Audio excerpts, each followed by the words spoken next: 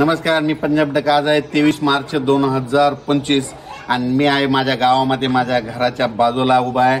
आणि हे आमच्या गावचे तुम्हाला एक सांगतो की रजिस्ट्रार आहेत, दोघं आवळे जावळे आहेत, शिवराज आणि साईराज रजिस्ट्रार आहेत.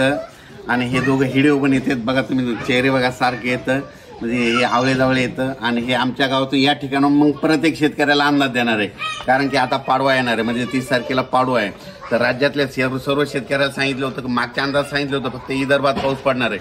पण आता ह्या म्हणजे पाडवापर्यंत तुम्ही काय करा, तुमचे गहू हरभरा काढून घ्या, कारण की पाडव्याच्या नंतर म्हणजे 1 एप्रिल 2-3च्या दरम्यान राज्यात कोकणपट्टी, पश्चिम महाराष्ट्र, उत्तर महाराष्ट्र, मराठवाड्या या भागामध्ये पावसाची शक्यता आहे. म्हणून हा अंदाज पूर्वकल्पना म्हणून देतं, कारण की शेतकऱ्याचे कांदे काढणं चालू आहे, काही जणांचे हळद काढणे चालू आहे, काही जणांचे हरभरे काढणे चालू आहे, काही जणांचे ज्वारी काढणे चालू आहे.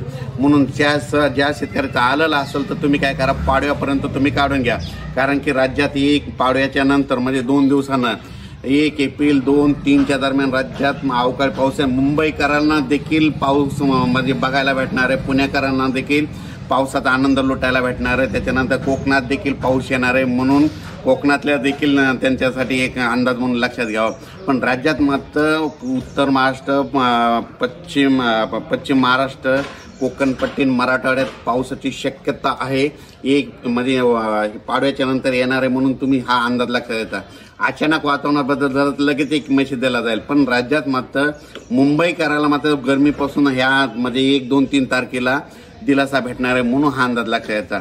अचानक वातावरणात बदल झाला तर परत आणखीन एक मेसेज देणार आहे. पण राज्यात मात्र बरेचसे वीट भट्टीवाले आहेत, पुन्हा कांदावाले आहेत, कांदा काढणं चालू आहे, हळद काढणं चालू आहे. त्या सर्वांना परत सांगतो की तुम्ही काय करा, 30 तारखेपर्यंत तुम्ही कांदे काढून झाकून ठेवा, कारण की राज्यात मध्ये 4 विभागामध्ये अवकाळी पावसाची शक्यता आहे, म्हणून अंदाज लक्षात घ्यावा.